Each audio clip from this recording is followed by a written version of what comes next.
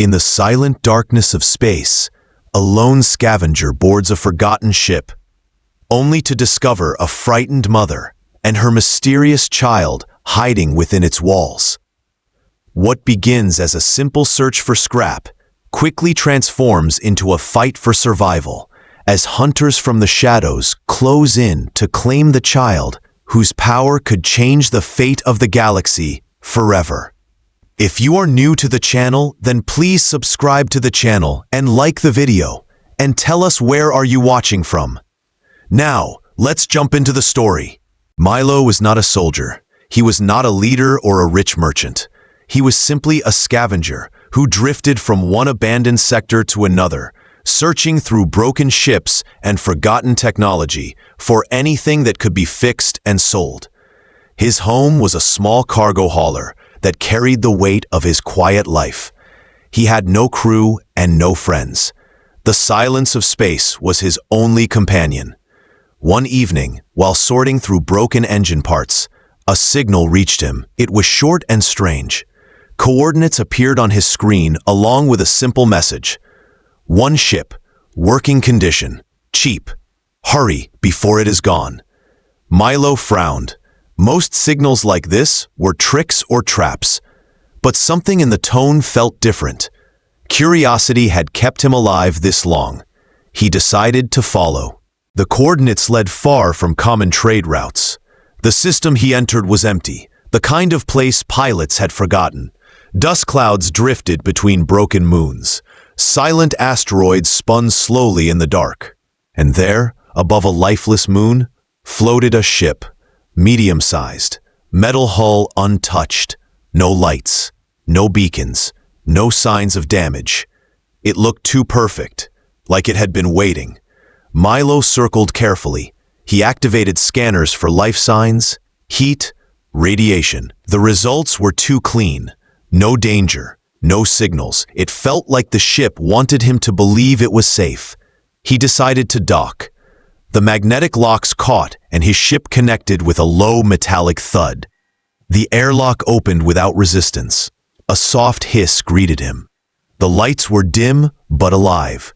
Thin layers of dust covered the floor as though no one had walked here in years. His boots echoed against the narrow corridor walls. Every sound seemed louder in the silence. Milo moved slowly toward the control room. The panels flickered faintly. The ship's engines were offline, but systems showed full functionality. He touched the console. Everything worked better than expected. It was not a broken ship at all. It was waiting. He searched further. Sleeping quarters revealed nothing. No bags, no clothes, no evidence of life. The cargo hold was empty. Everything about the ship was untouched, yet functional. Milo felt unease grow in his chest. Then he heard it.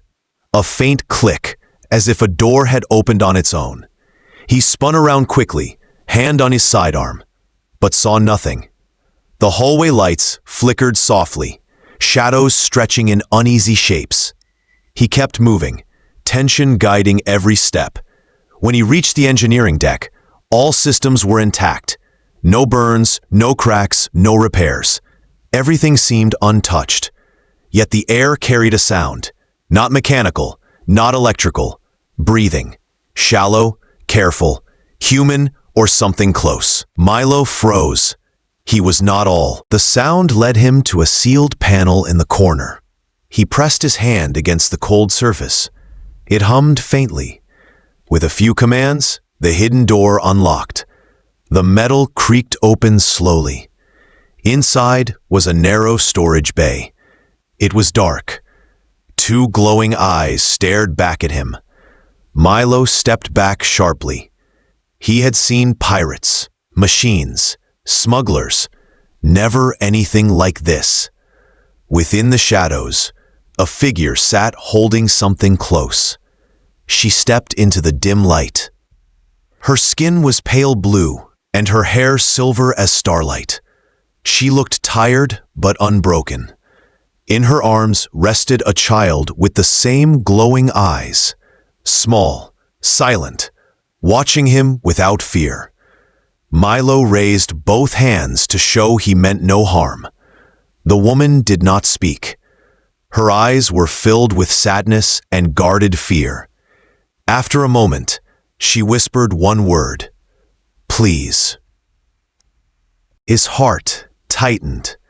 He had expected scrap metal. Instead, he had found a woman and child hiding in a dead ship. They were not supposed to be here. Before he could respond, the ship itself shifted. The control panel screens lit up on their own. A signal pulsed into space, a warning beacon. Milo rushed to the control deck and shut it down. But he knew it was already too late. Whoever was meant to find the ship now knew it had been touched. He looked back at the woman and child. They said nothing. They only waited, eyes fixed on him. Milo understood the weight of the moment. He could leave now, save himself, and forget what he saw. Or he could help them and face whoever had been waiting for that signal. He stood in the control room, silence pressing against his chest. The stars outside the window glittered cold and endless. He thought of his life before this. Empty, wandering, searching for scraps. Today, he had found something more than metal. He had found life. Milo placed his hands on the console and began powering the systems one by one. Engines stirred with a roar. Lights brightened.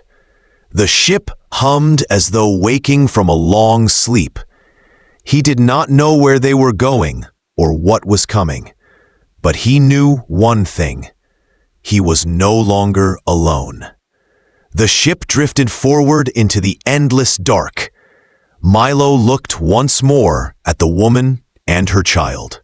He was not their protector by choice, but by chance. Yet deep inside, he felt it was more than chance. He whispered to himself, "This changes everything." Milo sat in the control chair as the ship glided silently through space. The woman and her child stayed close together in the corner of the room, watching him but not speaking. He could feel their eyes on him. Questions filled his mind.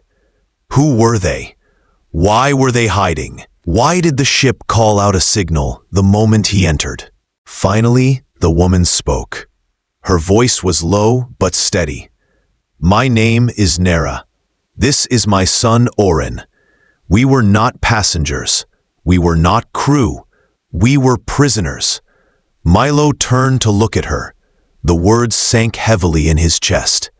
She continued, "Humans took us, not for crime, not for war. They called it research. They locked us in labs and studied us. They wanted to control, but his gift is not theirs to control." Orin's small hand moved, revealing a stone he held close. It pulsed with light in soft rhythms, as though alive. Milo stared at it. "What is that?" Nera shook her head slowly. "It is part of him." They never understood it. They only feared it. Before Milo could ask more, alarms flickered on the screen. His scanner picked up movement. A ship was approaching from the shadows. Its surface was black, its engines silent. No identifier, no beacon, just a hunter drifting closer. Milo cursed under his breath. He had seen pirate vessels, but this was not the same. This ship moved with purpose. It did not signal, it did not negotiate. It stalked them like prey. Suddenly, the lights dimmed, the engines groaned. The control screen froze. Milo tapped every command, but nothing worked. Code streamed across the panel like a living web. A virus was spreading through the system. Someone was already inside the ship. The speakers crackled. A cold, mechanical voice filled the room. "Return the child, and you will live." Nera held Orin tighter. Milo grabbed his sidearm and stood. His pulse raced, but his voice was steady. "You will have to come and take him." A metallic crash echoed from below deck. The ship shook. Heavy footsteps rang through the halls. Hunters had boarded. Milo's heart pounded. He had no army, no weapons strong enough. Yet he could not abandon them. He took position at the corner of the corridor. The sound of boots drew closer. Shadows shifted against the flickering lights. Then the hunter appeared. Tall, armored, faceless. Its eyes burned with pale light. Milo fired. The blast hit the chest plate. The machine staggered, but did not fall. It raised its arm, a glow building at the center of its weapon. Before Milo could fire again, Orin stepped forward. Small, fragile, unafraid. Milo shouted for him to get back, but it was too late. Orin raised his tiny hand. A wave of light burst from his palm. It struck the hunter and froze it mid-step. The machine locked in place, silent and unmoving as though trapped outside time. Milo stood frozen, his weapon lowered. He had never seen anything like it. Nera whispered, "His power is growing faster than before." Orin lowered his hand. The light faded, but the enemy remained still, locked in some strange stasis. The ship's lights flickered again as if alive. Alarms wailed louder. Milo ran back to the control room. More signals appeared on the radar. More hunters were coming. He looked at Nera. "We cannot stay here. They will tear us apart." Nera nodded. "This ship is not built for war. It is built for escape. But if you choose to leave us, we will not blame you." Milo stared at her. Anger and disbelief filled his voice. "Leave you? No. If they want you, they will have to go through me." He powered up the engines. Sparks flew as the virus fought against his commands. He forced a manual override. Systems screamed back to life. The engines roared. Without coordinates or a plan, Milo slammed the hyperspace control. The stars stretched into silver lines. The ship jumped into the unknown. Nera held Orin close as the vessel shuddered violently. The child's eyes glowed brighter, reflecting patterns in the dark. Milo gripped the controls tightly. His jaw set, his mind racing. He did not know where they were heading. He did not know what forces hunted them. But deep inside, he understood one truth. He was no longer chasing scrap, no longer drifting without purpose. Now he was part of something far greater, a secret too powerful to ignore. As the stars bent around them, Milo whispered quietly to himself, "Whatever waits for us, I will face." Not alone. The ship vanished into the void, carrying a scavenger, a mother, and a child whose light was only beginning to rise. The ship tore through hyperspace like a wounded bird. Sparks flew from the panels. The engines strained with every pulse. Milo fought the controls, his knuckles white as he prayed the old vessel would hold together. At last, the shaking slowed. The roar faded. Stars returned to their proper shape. They had escaped, but he knew escape was never permanent. Before him stretched an uncharted planet, glowing faintly in the dark. Its forests shimmered with faint green light, and the sky above was tinted violet. Scanners showed no cities, no signals, no machinery, only life, raw and untouched. Milo narrowed his eyes. Unmarked planets rarely meant safety. Behind him, Nera placed a hand on his shoulder. Her voice was soft but certain. "We should land." He looked back at her, uncertain. "Why here?" She did not answer.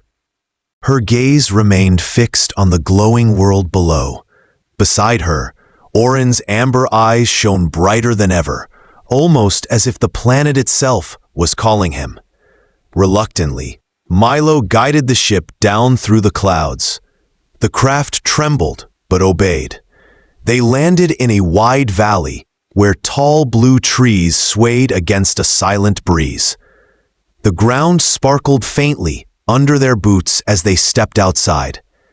The air was cool, heavy with a sense of waiting. Orin moved first. Though small, he walked with purpose. His eyes never left the large stone at the valley's center. It was taller than the trees and etched with glowing symbols. Every step Orin took made the symbols flicker like fire. Milo raised his blaster out of instinct. He did not trust this place. The silence was too perfect, too complete. But Nera moved closer to her son without fear. Her voice carried a whisper. This is where it began. Orin placed his hand against the stone. The valley changed at once. The sky darkened. The wind stilled. The ground vibrated like a heartbeat. The stone burst with light. Glowing lines spread across its surface, forming patterns older than memory. Milo shouted for them to step back, but Nera shook her head. She understood. The stone split open with a deep groan. A pathway appeared, leading toward the mountains in the distance. Orin turned to them silently. His eyes glowed with steady purpose. They followed. The path carried them to the base of a mountain. What looked like solid rock cracked open when Orin raised his hand. Light poured out as the stone slid aside, revealing a hidden tunnel. Inside, the walls were not stone, but metal, disguised by centuries of earth and dust. Cold surfaces hummed with faint energy. Broken machines lay buried in vines, their lights dead, but their purpose still clear. This place was no mountain. It was a vault. Orin's glow lit the way as they walked deeper. The tunnels opened into a vast chamber. In the center stood a pillar of glass filled with a pulsing machine. Though ancient, it was alive. It blinked once, then spoke. Welcome. Milo staggered back. The machine's voice was neither human nor alien. It was something older, stretched thin with time. It spoke again. You are the last key, the one born from two worlds, the one they cannot control. Orin stepped closer. His small hand pressed against the glass. The pillar flared with light. The walls around them shifted into giant screens. Visions appeared. Milo watched in horror as the past unfolded before him. Labs filled with children in cages. Scientists in white coats drawing energy from their bodies. Soldiers guarding the halls. Nera strapped to a table, fighting against restraints. A younger Orin surrounded by wires. They called it research, but it was cruelty. The machine continued. Project Silence. The program designed to copy powers they could never create. They failed, but they would not stop. They built hunters to erase every trace, to erase you, to erase this truth. Milo clenched his fists. His mind burned with anger. He had been searching for scrap all his life, but now he stood inside the proof of cruelty that went beyond rumor. He faced the machine. Then what must we do? The pillar showed a new image. A dark system hidden behind a red sun. The voice echoed. There you will find the origin of his power. The place where it began. Orin's glow intensified. He looked older in that moment, not in body, but in spirit, as if he understood what was waiting. Suddenly alarms blared. The vault shuddered. Drones burst from the tunnel entrance. Small, fast, recording everything. Milo shot them down, but it was too late. The hunters knew where they were. Say no more. Nera's voice was firm. We must leave. They are coming. Milo grabbed her arm. Where do we go? Orin pointed to the red sun glowing on the screen. His voice, calm and sure, carried across the chamber. There. Milo looked at him in silence. He did not understand how a child could know such things, but he felt the certainty in his chest. They hurried back to the ship. Just before the vault sealed itself, the machine spoke one last time. May his light remain his own. The doors closed, hiding the past once more. As their ship rose above the valley, hunter vessels broke through the clouds in the distance. Dark, silent, relentless. Milo tightened his grip on the controls. For the first time in his life, he was not running for survival alone. He was running for something greater. The scavenger, the mother, and the child carried the weight of a secret too dangerous to remain buried. And as they left the hidden valley, the stars waited for the storm to come. The ship broke free from the clouds of the hidden valley and drifted into cold silence. Ahead of them stretched the coordinates the vault had revealed, a shattered moon circling a dark planet. The surface below was covered in ash and wreckage, the remains of battles long forgotten. Milo guided the ship down carefully, his eyes scanning the broken ground for any sign of life. They landed inside the shell of an old cruiser, its walls twisted but strong enough to shelter them. Inside, the air carried the weight of old war. Dust clung to every surface. Silent corridors told stories of soldiers who never returned.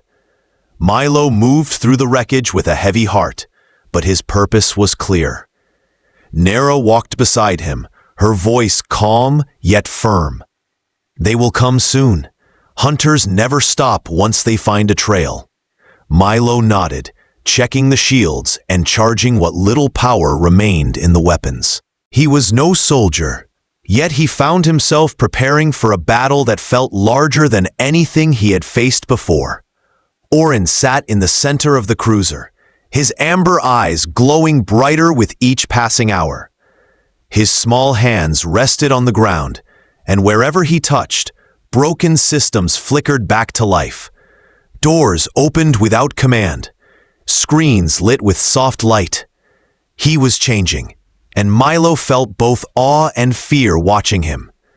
The radar beeped suddenly. Multiple signals broke through the silence. Hunter ships, dark shapes falling from the sky like fire without flame. Milo's heart pounded. He shouted for Nera. She grabbed her weapon and moved to defend the west wing. Milo took the east. They had little to fight with, but neither intended to surrender. The ground trembled as the hunters landed. Armored figures poured from their ships, silent and relentless. Their movements were precise, their formation unbroken. They advanced through the ash toward the cruiser. Milo fired first. His blasts cut through the dark, striking metal but barely slowing the advance. Nera moved like a storm, her strikes sharp and efficient. She was not only a mother, but a fighter who carried scars of battles long endured. Orin rose to his feet. The glow from his body spread across the chamber, filling it with light. When the hunters drew closer, he raised his hand. A wave of pure energy burst from him, freezing some of the soldiers mid-step. Others turned their weapons blindly, their vision lost to the brilliance. But for every enemy stopped, more advanced. The numbers were endless. A blast struck Milo in the side. He fell to the ground, pain burning through him. His vision blurred as a shadow loomed above him. A new hunter stepped forward, larger, stronger. Its weapon glowed with deadly light. It raised the blade to strike. Orin screamed, but his scream carried no fear. It carried power. The sky itself cracked. Blue fire erupted in a ring across the battlefield. Hunters fell, some frozen, some erased in an instant. The silence that followed was overwhelming. Milo gasped, forcing himself up. He looked at Orin and could hardly breathe. The child floated inches above the ground, his eyes blazing like suns. Nera reached for him, but her voice could not reach through the storm of energy.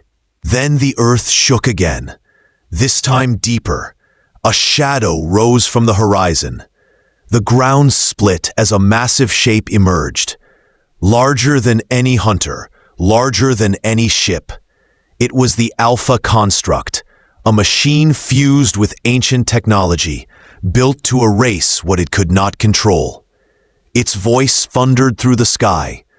Return the child, or all will fall. Milo stood beside Nera, his weapon shaking in his hand.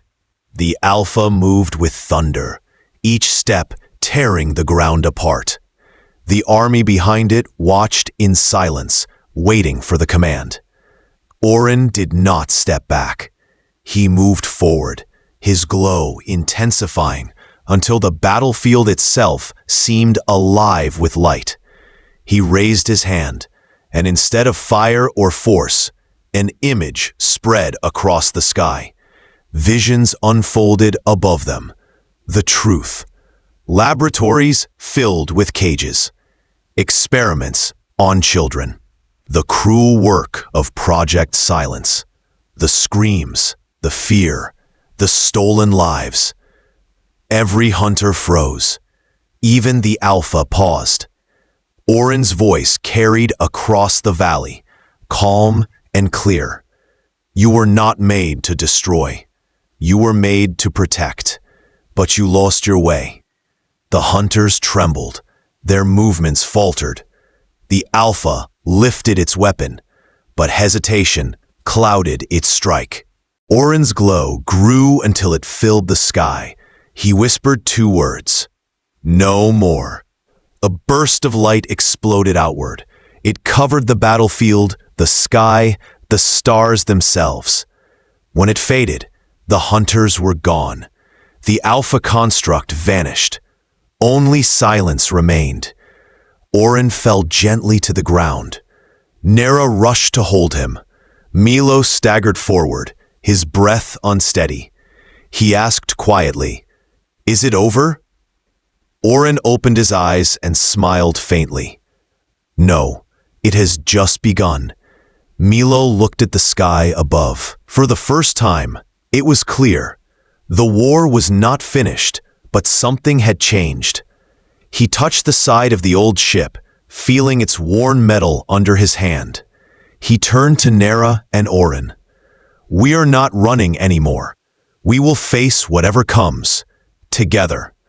The engines roared back to life. The ship rose slowly, weaving the shattered ground behind. Orin stood at the window, watching the stars open before them. Nera smiled softly. Milo sat at the controls, his heart steady for the first time in months. Far beyond the stars, something unseen was watching. Not as an enemy, not as a hunter, but as a question. What will they become? The story had not ended. It was only beginning, and the child of light had taken his first step toward a future no one could yet imagine.